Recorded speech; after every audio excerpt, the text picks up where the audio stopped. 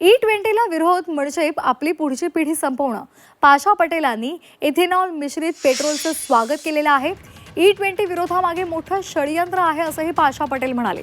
E20 इंधनाला विरोध करणं म्हणजे आपली पुढची पिढी संपवणं असं म्हणत महाराष्ट्र राज्य कृषी मूल्य आयोगाचे अध्यक्ष पाशा पटेल यांनी आपलं मत मांडलेलं आहे.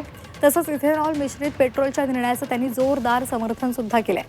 E20ला विरोध करण्यामागे फार मोठं षडयंत्र आहे असा आरोप सुद्धा त्यांनी केलाय.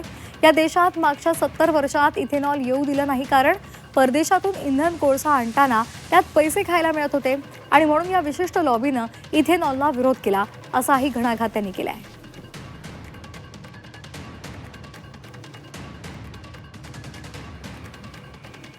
आता ऊसाच्या मळीपासून, मक्यापासून, तांदळापासून आपण जे इथेनॉल बनवतो आणि बांबूपासून त्याचा जर वापर आपण वाहनामध्ये केलो तर आपली पुढची पिढी जगणार आहे, नाहीतर जगणार नाही. आता E20ला विरोध करणं म्हणजे आपली पुढची पिढी आपल्या हातानं संपवायचं असा निर्णय ती शहरातली मंडळी करू लागलेली आहेत. आणि हे काही सोपं काम नाही, त्याच्यामध्ये फार मोठं षडयंत्र आहे. जसं 70 वर्ष या देशामध्ये इथेनॉल येऊ दिलं नाही. का येऊ दिलं नाही? तर परदेशातून डिझेल, पेट्रोल, कोळसा आणण्यामध्ये पैसे खायला मिळतात.